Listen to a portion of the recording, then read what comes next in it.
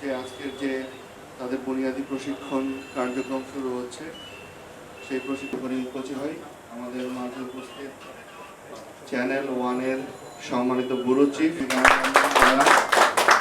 তাদের সকলের প্রতি রইল অনেক অনেক শুভেচ্ছা এবং অভিনন্দন। আমাদের স্টেজ শোতে যেটা দেখি এর আসলে ব্যাকইয়ার্ডে আমাদের সংগঠনটা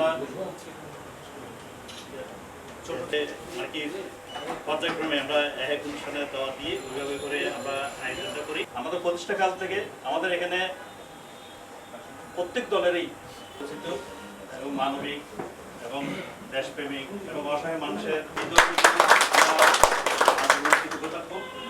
আশা করি অন্য জায়গায় চলে যাই। এটা আমাদের সৌভাগ্য। আমরা গেলে যেমন আমি কয়েকবার মন্ত্রণালয়ে গেছি, মেজবাস ছিলেন, প্রত্যেকেই আমাদেরকে এটা দিয়েছে, কিন্তু আজকেও আমরা এই মহোদয় পেয়েছি দেওয়া নিয়ে যাইতে আমরা যাচ্ছি। আমাদের আগে যেহেতু পেয়েছি আমাদের তো দুই একটি কথা বলতে হবে।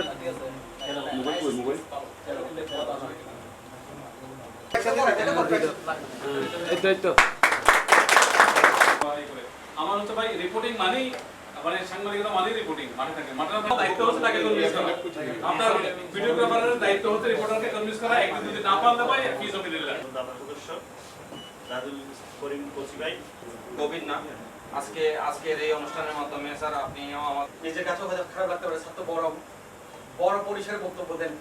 এটা আপনাদের জন্য ভাগ্যের ব্যাপার এবং এটা যে উনি আজকে আমার যে সামান্য একটু যোগ্যতা সেটা কিন্তু আমার জীবনের অনেক চ্যালেঞ্জ ফেস করে